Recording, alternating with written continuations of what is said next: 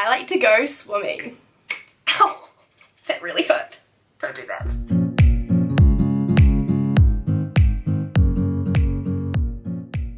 Hey, and welcome back to Vet School with Vet Med Kid. It's exam time for me at the moment, so I thought why not share my study tips with you? Hopefully you'll find some of these tips helpful so that your exam time won't be as stressful as it has been in the past. Tip number 1, use a whiteboard. I always find that when I write down information, it goes into my brain so much better. It also helps if you're having to draw diagrams and that kind of thing. Tip number 2, only write down the most important concepts or the concepts that you're not quite grasping. That way you'll save time and get to study heaps more. Tip number 3, study in chunks. I always find that it's super helpful if I set an hour timer on my phone. That stops me from using my phone for a solid hour and also means that I'm extremely focused during that time.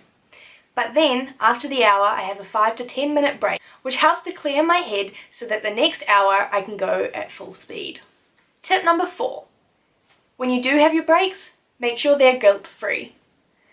It's important to take the time out so that your brain can reset and also let all the information that you've just read sink in.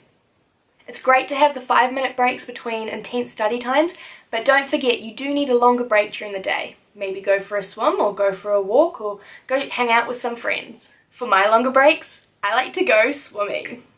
Ow! That really hurt. Don't do that. Tip number 5, do some past papers. Past papers help you to know what you don't know.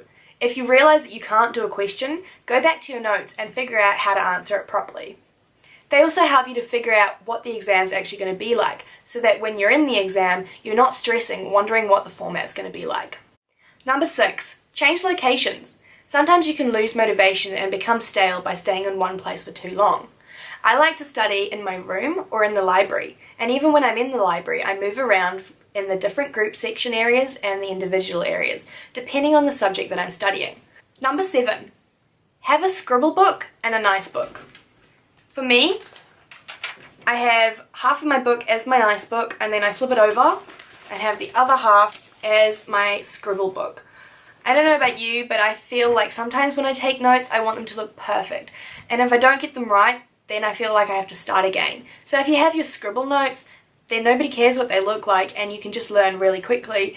And then you can flip back to your nice notes when you have time to make them look pretty. Number 8, do some group study. It's important that you find the right group of friends so that you're not just stuck there talking about your days and that you actually do get some learning done. I find group study really helpful for when you've done your past papers and you want to go through each other's answers so that you can figure out if you actually were on the right track. Just make sure that you aren't comparing yourself to the rest of the people in the group. You might feel like you know nothing compared to them, but don't forget, they'll know some subjects better than you and you'll know some subjects better than them. Number 9, everybody always tells you how important sleep is, right? And to be honest, it's something that's really difficult to get right during exam time. I find that I'm often studying late and having to get up early just to feel like I'm getting through the content on time. And then when I do get to sleep, or try to go to sleep, I spend like an hour in bed just trying to fall asleep because my brain's going crazy, worrying about all the studying I haven't done and still need to do. One thing I found really helpful this exam period was to download the Headspace app. It helps you with meditating so that when you do need to go to sleep, you can properly relax your body and fall asleep much faster. There are other apps out there. I've only tried Headspace, but I do highly recommend that one. If you're a person that thinks, oh, meditating's silly, like I wouldn't get around that, that was definitely me. I was like, who needs to go meditate? Like, that's silly. But honestly, it has changed my sleeping pattern and has made me a lot more alert while I'm studying. And number 10, have some study mantras. They'll help you so that when you do start freaking out, you can just take a step back, take a second, take 10 deep breaths, and repeat them over and over. They need to be something that's positive so that your brain can relax and realize, you know what, you're going to be okay.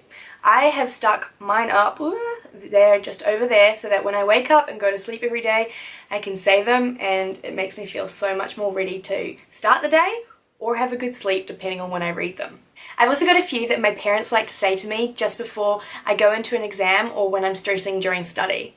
A few of my favourites include flow with the stream, not against it, hit it with a big stick, slam that exam, and another page read is another question answered.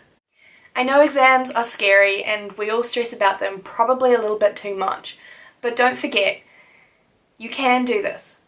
If you were good enough to get where you are now, you're good enough to keep going.